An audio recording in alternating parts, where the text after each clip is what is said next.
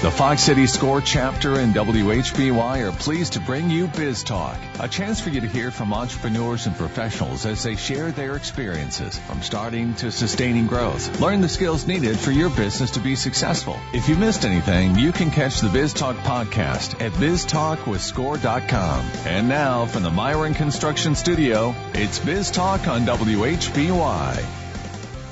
Happy Saturday and good morning, everyone. This is Rick Sense with Terry Pinch as my co-host today, and you're listening to Biz Talk with Score on WHBY. Terry, how has your week been? It's been such a beautiful last few days. What do you think of the rest of the week we've had this week? It's been a very busy week because the times when the weather have been bad, it has been perfect for we're working on cleaning out all the accumulation of 30-odd years of marriage and children and everything else that we've let build up in our basement. So we've been able to do that and then enjoy the weather for bike riding. So it's been nice too. So it's been a great week, actually. Yeah, the temperature's been perfect for bike riding so far. Yep. So it's great. Well, today joining us on Biz Talk with Score on WHBY is Polly Rolland. And Polly is, along with her husband Gary, is the owner of Polly's Pumpkin Patch. That's on Highway 32, Highway 57 in Chilton. And for those of you that have driven by it but have not had a chance to stop in and may not know what it is, you can think to yourself, what is a pumpkin patch? So I have the expert here. So Polly, what is a pumpkin patch? Hi. Pumpkin patch is actually a lot more than just pumpkins. It does involve a lot of pumpkins. We have 55 varieties that we planted this year. But it also includes our 15-acre corn maze and our play area. We now have a store and a kitchen restaurant in it and animals. So it involves a lot more than just the pumpkins. So if I'm visiting, I get out of my car, I pull in, what am I going to see? What kind of experiences will I see? The first thing you're going to see is our play area with one of our newest attractions. And it's not quite done yet, but it will be done shortly. But we have a new combine, and we have made it into our slide. There's actually going to be 2 40-foot slides coming off the combine. So that's going to be the first thing you see, just because it's so big. But our store is right there. Later, as you go farther past, you're going to see all the pumpkins out in the yard and see the entrance to the corn maze. So it's interesting that the pumpkin patch, and you've turned it into what people are starting to call an agritourism business. Correct. And we like to call them here in Calumet County Ag Ventures. Yes. And so maybe you can walk the listeners through how that process worked. When you started the business, why you started the business. Sure. Well, it actually all started about 21 years ago when we bought my husband's farm from his mother. It was his farm he grew up on. And we had an acre of land. And he says, well, what do you want to grow? Well, we decided to grow pumpkins. I had grown pumpkins with my dad as a kid, and it was fun. And, lots of different things to see there with the pumpkins. So that's what we decided to do. And we just started with that 1 acre of pumpkins, and we would pick them and we put them on our driveway with a coffee can for money. And that's how it all started. And so what other things are you doing then besides the pumpkins? Because a tin can on the side of the road, I've driven by the operation. I know it's a lot bigger than that. So what kind of things have you added over the years? So there are things that we added that we no longer do now. Okay. But for a while we were growing lots of vegetables. We used to grow, we had a greenhouse where we grew our own plants, hanging baskets and stuff. We don't do that anymore. We used to have strawberries, and we decided to get out of that. But what we have now is we have this really nice play area with lots of things for kids to do. And even though maybe they're geared for kids, the adults do them too. We have farm animals. They're just our pets. You can go up and pet them and see them. They're kind of fun to go see. And we also we built a store. We used to have, when we moved there was a 2-car garage that was kind of fallen down. And I said to my husband, well, it'd be nice if I had a nice building to sell some gifts and things in. And He used to, when we lived in Illinois, he was a general contractor and built homes. So he built the store for me. I wanted this little thing and he built this big thing. And it works out good because as you expand, you need a bigger spot anyway. But we actually added we have a retail area and we added a kitchen. So now on the weekends we have hot food so you can get a meal. And one of our best things that we did was our donut machine. We are able to fry donuts. We do apple cider donuts, and pumpkin donuts. And they're one of the biggest attractions, I think. And I hear it's next Thursday, I believe, or this coming Thursday is International Donut Day. Is that right? I think it's next Thursday. Is it next Thursday? Okay. So. Yes. Yeah, so. Well, and then we also added the corn maze in, which we have 15-acre corn maze. It's always a lot of fun, and we have, I believe it's 20 acres of pumpkins now. Okay. And how did you go about the expansion? Was there land right nearby for sale and you took the opportunity, or? Well, this was my husband's family's farm. Mm-hmm. So the land belonged to his mother. His father had passed away, so the land belonged to his mother. And when his mother passed, we had rented it for a while from her, and then when she passed, we were able to purchase. So you initially purchased 1 acre and then you added to it? Yeah, the 1 acre was when we moved there, we purchased the home buildings and this 1 acre of land were all on 5 acres. Okay. So there was only 1 acre of plantable land with that initial purchase. Okay. So essentially what you've done is over time, you've taken advantage of different opportunities and grown the business to fit what you could both fund and what your customers were interested in. Correct. Yep. Mm-hmm. Now you mentioned the donuts, and I'm sorry, it's Saturday morning, so I always want to come back to the donuts. But you mentioned it. Can you maybe describe to listeners what's so special about these donuts? They're hot. If you can get them right away, we have, the hood that makes the smell go outside. So you can smell when we're making them. And they're a little crunchy on the outside and they're soft on the inside, covered with sugar and cinnamon. And they have real apple cider in them and they're just delicious. So when you and your husband, Gary, have sat down and looked at the business and looked to add things, what kind of process do you go through before making the commitment to add something to the venue that you do? We actually go to a lot of conferences and see what other people are doing. There'll be speakers and maybe, go to those places and visit them. And that's initially what we did. There was a couple in southern Wisconsin that we went to, and everybody's pretty good about telling you how they do things and showing you around. We're no competition for them. They're not in the same area. And we've helped out a couple other people, but we've learned a lot from other places like ours. And even people who come might have some ideas about maybe you should do this or do this. And so we've learned a lot from our customers too. So when you put the business together, you and your husband sat down and developed your business plan. And can you maybe give listeners an idea of what you guys talked about and included in your business plan? Sure. Actually, our business plan started out with selling pumpkins on the driveway. We didn't have much more of a plan than that. But we have a friend, Dale Kaler, who was a retired professor from Purdue and in business and agriculture, and Dale helped us a lot. We found him. I would recommend finding someone who can help. And I think that's one thing with SCORE also. We did deal with them also, who gave us marketing help and most anything. But we met once a week with Dale for a business plan, and we did this thing called SWOT, SWOT. It's strengths, weaknesses, opportunities, and threats to the business. And that really helped us. And our homework for the next week would be on those 4 things. And you really had to think about well, maybe it was something you really liked, but then you realized it was a weakness.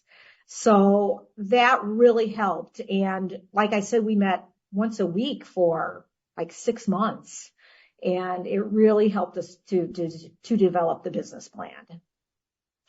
So would you encourage people out there that are thinking of starting their own business to take that business planning seriously? Oh man, yes. Yeah. Okay. Definitely. If you don't have a plan, I think you might be set up for failure. I mean, and even get it on writing, because then you can go back and look at it. I mean, when we were meeting with Dale, we met with him even not just for the 6 months, but we would meet with him the next year, and we would say, this didn't really work out so well, so let's change that. And he would have his own ideas, and lots of times they didn't match our ideas. But he made us think about it in a different way that maybe other people thought of it too. So definitely get some help from people who know what they're doing in business, and plan. And can I ask too, Polly, when did you first do the business plan? Was it before you started selling the pumpkins in the driveway or after? After. Okay. Because at the time, that was our only plan. At that time, we didn't have any thought of even expanding or anything. There was just no thought of it yet. So you really experienced just from the selling enough to say there might be something here. Correct. More. Yep. Mm-hmm. Yep. And it went over well. We had met lots of new customers and people and everything. And I think 21 years ago, I don't think there was very much agritourism out there. So there were not places like we have now. And we had pumpkins only, I think, for, 4 or 5 years. And that's when we started expanding, because we realized, what, people really like the fall stuff, and let's do a little bit more. With the advent of the business planning then and the growth, what was the biggest challenge that you came across as you and your husband worked through things? Well, weather is a big challenge, but in planning, I don't know. I kind of like different things than he does, or things that I thought would be really cool. He didn't think were really cool. And so there was a little difficulty there. I'll admit he's usually right. But so he gets his way sometimes and I get my way sometimes. But then we would also have Dale, our planner, get his idea, because he had great ideas too. So, and I didn't tell my husband this for a long time, but if I had an idea I really thought was good, Gary would just shoot it down and say no. I'd go to Dale with it first and say, Dale, what do you think about this idea? And he'd say, I like it. So he'd present it as his own idea. Okay. I hope Dale's not listening this morning. Well, unfortunately, Dale passed away last year. Okay. Well, I think this would probably be a good time to take our first break, Terry. You were listening to Biz Talk with SCORE on WHBY, and our guest this morning is Polly Rolland from Polly's Pumpkin Patch in Chilton. And we'll be right back.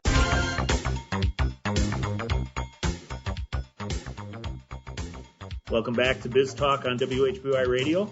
I'm your host, Rick Sense, along with my co-host, Terry Pinch, and we're glad you decided to take time out of your Saturday to join us this morning. I'd like to take just a moment to talk to you a little bit about Fox City's SCORE program. We serve an 8-county area with offices in Appleton, Oshkosh, and Fond du Lac.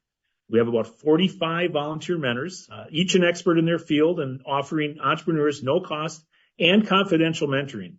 The areas of expertise include IT, social media, marketing, cash flow, accounting, strategic planning, workflow, human resources, retail, best practices, and many, many others. In order to register for a no-cost confidential mentoring session and or learn more about the Fox City SCORE chapter, please visit our website at score.org/Fox Cities. You can learn more about how the SCORE chapter can assist you with starting and or growing your business, and you can complete an application for a mentoring session.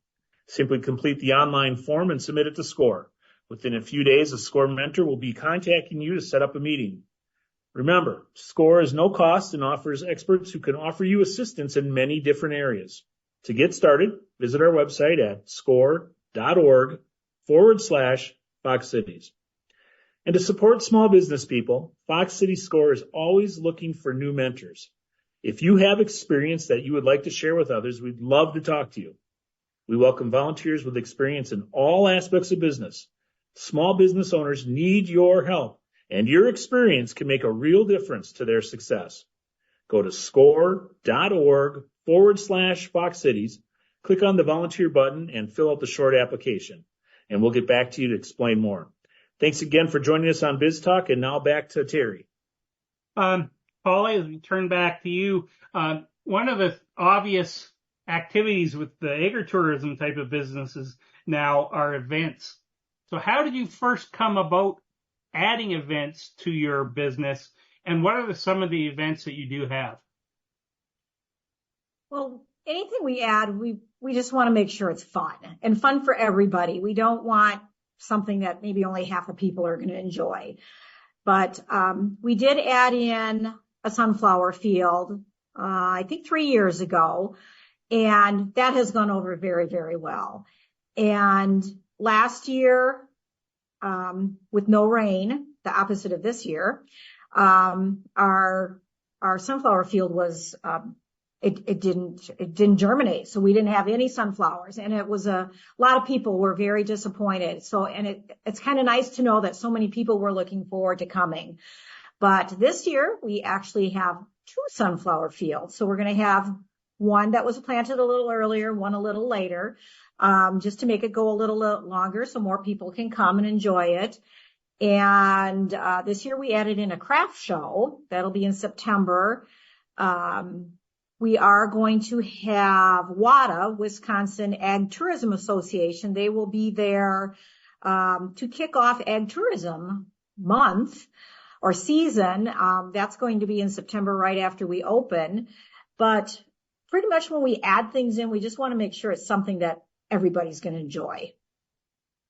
Okay. And as you look at those events and activities, how important are they to the business itself of the farm, store, the corn maze, other activities?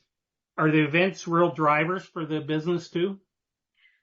Yeah, I think so, because it's something special or in addition to just the regular things. So I think, just adding in something new keeps people interested and wanting to come back.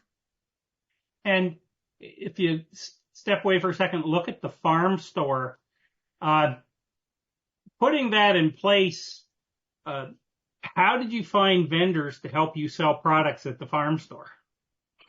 Yeah, because we had no idea at first. I did a lot of searching online. Most everything we have, like, if we get cheese, it's local cheese. We can deal with a lot of local businesses to get a lot of our stuff. And we did bring in a few local crafters who sell some stuff there. But some of the things we just found online, and like where we get our hot food from, where we get that product, we found from either other businesses recommending or found online by searching. And go ahead, Greg. I was just going to ask, when you're working through a vendor, what process do you take them through to make sure that they provide what you need and how you need it and when you need it? They come to the store and we show them what we have, and they show what they have. And if there's something they have to offer that they think will, be a good fit with us, they let us know. And we only have a few companies that we order from, but I tell you, our sales reps are fantastic, and they're all local people too, the sales reps, and they do a great job. Okay. And as you look at the farm store, has it met your expectations? Yes, and we wish we had a bigger building already. Yeah, it's always busy and packed, and we could use more room to have more items. So your husband was right in the saying Yeah. you needed a bigger building from the beginning. Yeah, he was right again. Well, Gary's going to have a pretty big head after this, Joe, isn't he? So what types of other products do you sell? So there's cheese, do you sell anything that you guys produce, like oils and Yeah. other things, or?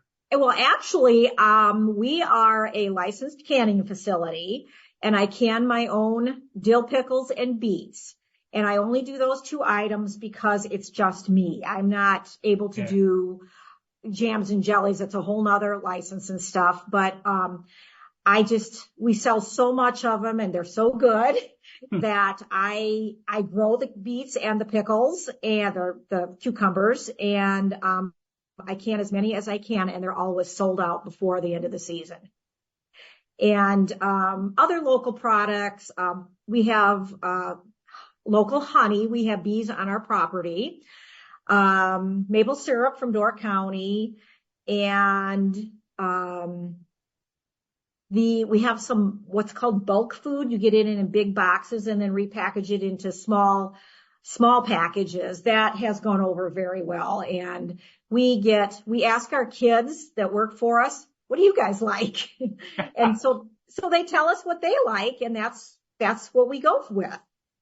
Okay. We're at the point for our second break. You're listening to Biz Talk with Score on WHBY, and we'll be right back after these messages. Welcome back to Biz Talk with Score.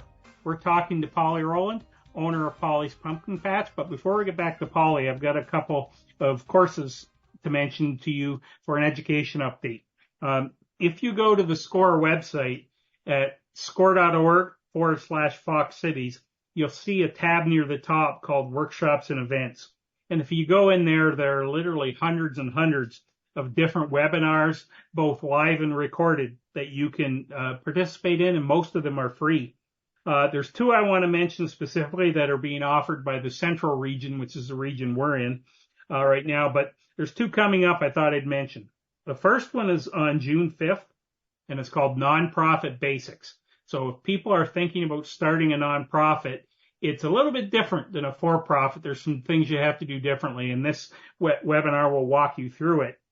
And then another one that stood out that I wanted to mention is on June 13th, and it's called Navigating Cash Flow. And that's absolutely critical for small businesses, learning how to manage your cash flow.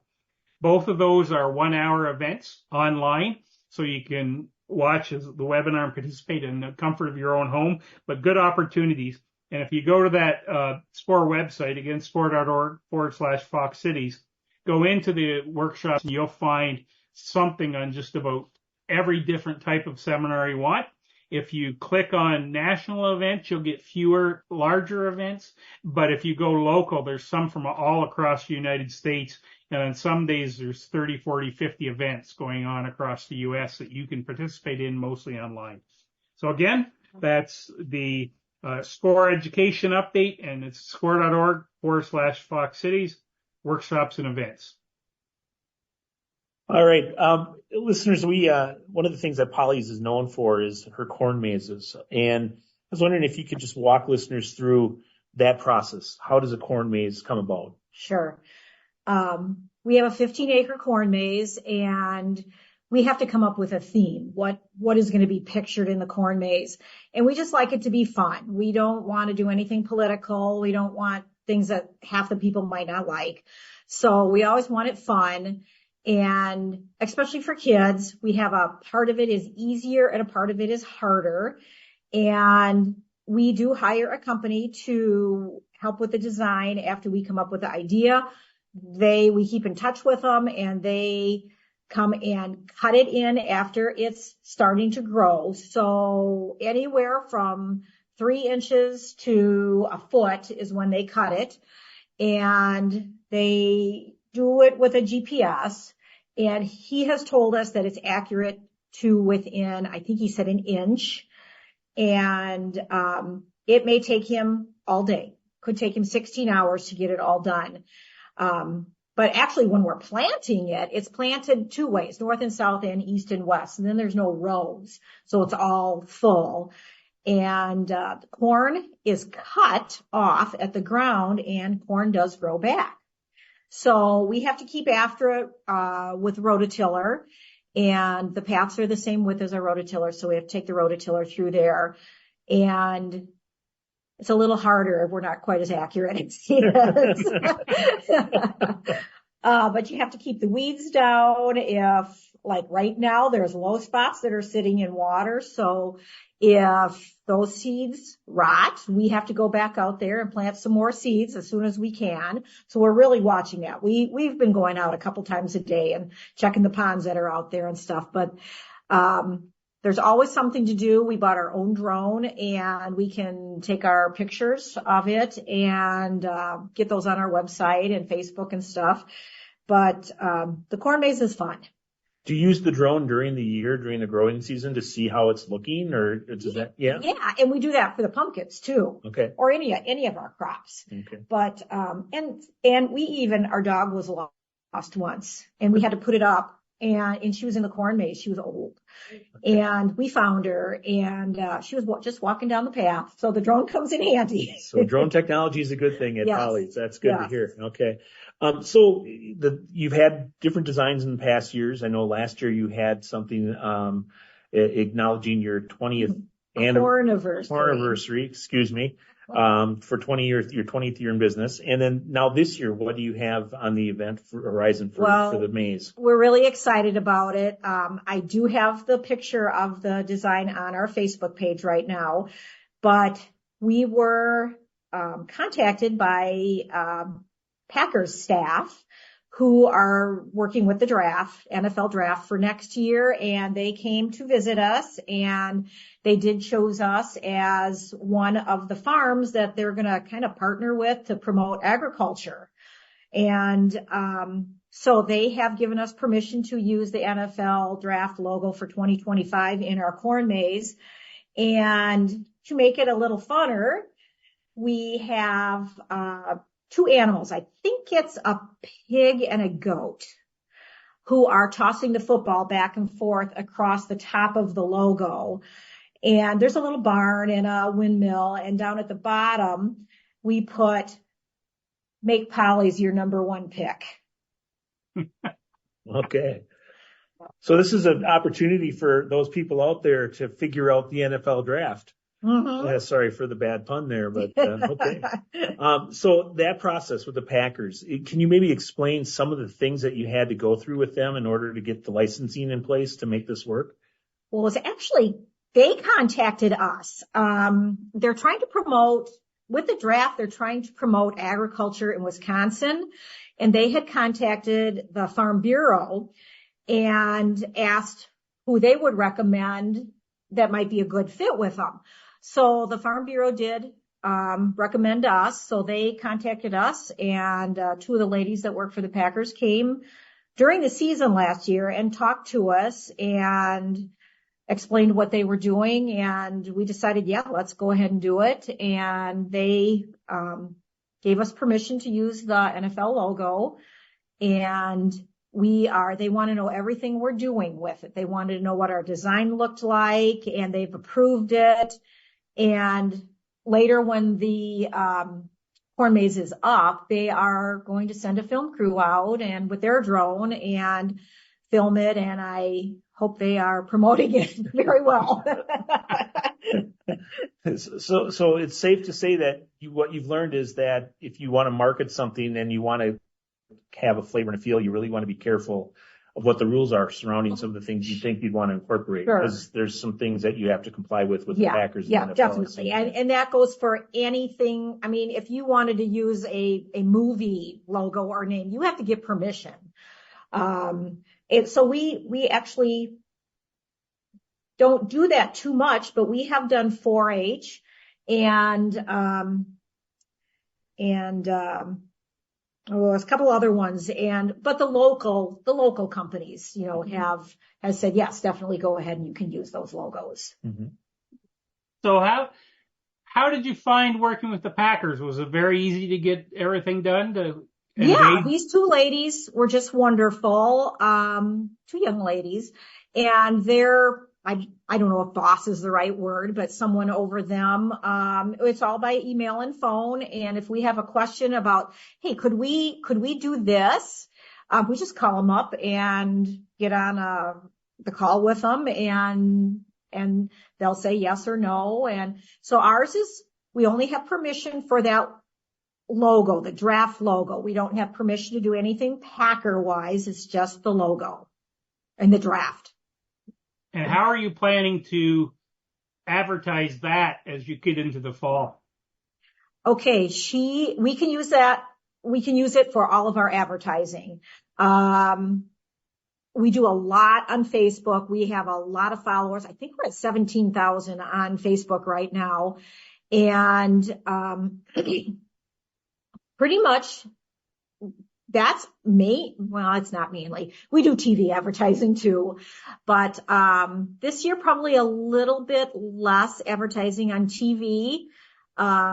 We are going to have at this, water promotion at the start of the season, we will have, TV stations and so forth there, and hopefully get the word out. Mm-hmm.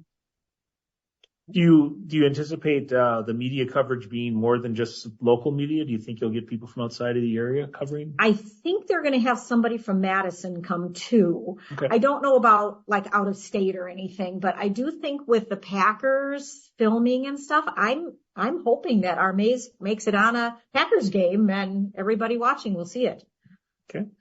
So kind of taking a step back away from the Maze, looking back at your time, you mentioned Dale earlier as somebody who has a real impact and influence on your business. Yeah. Is there somebody else that you've worked with over the years that's really had a big impact on yours and Gary's Yeah, business? actually, right when we were first starting, we didn't have a website, and we had someone contact us. We didn't know him. He contacted us about starting a website. His name was Brad, and he was a wonderful guy. He helped us design our website, taught me how to do it and everything, and continued to help us. And he was a big help to start out with. Also, Terry Kreider from Chilton helped us a lot with our branding, and we met with him quite a bit too. And then with Dale, he certainly was a big help. So I think without the three of them, we might not be where we're at right now. Okay. Do you anticipate, as you go forward, you've been doing this for 21 years, so this is your 21st year. Is this something that the way it's set up that can continue, for 5-10 more years? Are there plans along those lines at this point? Well, I'm retirement age and I am taking care of my elderly parents right now. So I don't know how much longer we're going to do it. We have plans for at least 3 more years. I don't really want to be doing this when I'm 70, but you never know. My husband's younger than me, so 3 more years for sure, and we'll see where that leads us. Okay. And as you do that, have you started to do any thoughts about what you do with the business when you retire? Yes. We did attempt to have someone come in and work with us that was hopefully going to take it over, but it didn't work out. We do know there's a couple people interested. We don't know. At this point, we don't know if we'll just close or if we'll just keep doing it or sell the business. We just don't know at this point. Okay. So as you look at everything that's happened to your business over 21 years, it's been a great story. But were there any times when you looked at some of the things that were happening that just thought, this is too much? How do I work through this? Definitely. When we were both still working, I was working full time as a nurse here at the Chilton Hospital, and my husband was working full time. I mean, I'd be at work we did 12-hour shifts, and I'd have to come home and on a Friday or Saturday night and work till midnight at the pumpkin patch for the corn maze. And it's like, oh, what are we doing? But, so you find a solution to that problem. We found someone who would work Friday and Saturday nights, so I didn't have to when I came home from a long day. So you just keep looking for solutions and ways to make things better. What's one of the challenges that you've run into that you had to take a couple swings at before you figured it out? Getting Gary to say yes.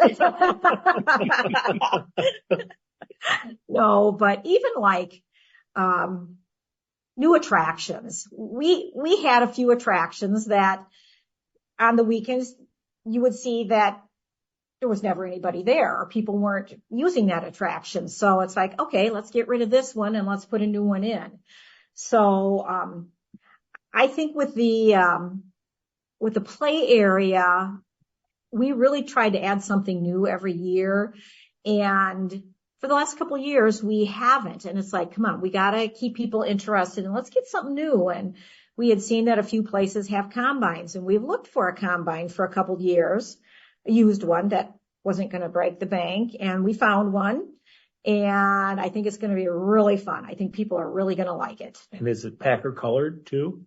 It just happens to be a John Deere. Okay. So that fits right into the theme this year. That's good. Okay. So what lesson have you learned that's had the most impact on the business? And then what would you share with somebody thinking of going into this line of work as well? I think plan.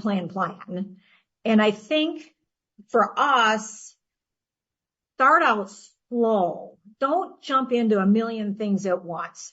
Start out with a couple things and do them really well, and then start adding things in. I think when we had the greenhouse, we were trying to do too much at once. And it's funny because that was probably 15 years ago.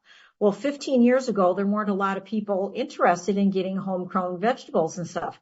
Now, I think it would go over very well.